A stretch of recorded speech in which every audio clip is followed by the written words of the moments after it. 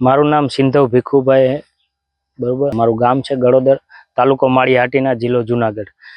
હું પ્રાકૃતિક કૃષિ કરું છું, પ્રાકૃતિક ખેતી કરું છું।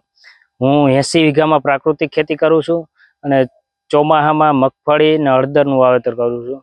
શિયાળામાં ઘઉં, ચણા, ધાણા એવા બધા મસાલા પાકો કરું છું અને બાજરાને, બરોબર। અને થોડુંક બાગાયતમાં ડ્રેગન ફ્રૂટ, બોર, જામફળ અને બાકી અલગ અલગ વેરાયટીના બધા ફ્રૂટ છે, એ 100 જેટલા અલગ અલગ છે એવા કાઢવાને।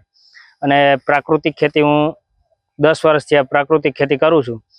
અને પ્રાકૃતિક ખેતીમાં મેઇન તો જીવામૃત, ઘન જીવામૃત, પછી 10 પરણી અને આદુ ગોળ, દૂધ ગોળ એવાના ઉપયોગ કરી અને અમે પ્રાકૃતિક ખેતી કરીએ છીએ।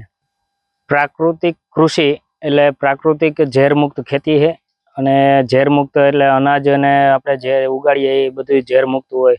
એટલે હું ખેડૂતને એટલું કહેવા માગું કે ઝેરમુક્ત પેદાશ ઉત્પન્ન કરો અને પબ્લિકને એવું કહેવું, બરોબર, કે ભાઈ ઝેરમુક્ત ખાવાનો આગ્રહ વધારે રાખો। આ દવાઓને આપણે જે કેન્સર, મોટા મોટા ભયંકર રોગો થયા એ આ પેસ્ટિસાઇડ દવાના હિસાબે થયા છે। તો આ પ્રાકૃતિકને થોડુંક પ્રોત્સાહન આપો અને સરકારને અટાણે પૂરેપૂરા સપોર્ટ છે અને સરકાર આની ઉપર અટાણે બહુ ભાર ખેડૂતોને દે છે કે ભાઈ પ્રાકૃતિક કૃષિ કરો, પ્રાકૃતિક તરફ વળો।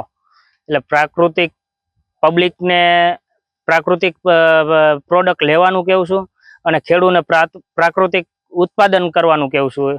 આ જ મારો સંદેશ છે।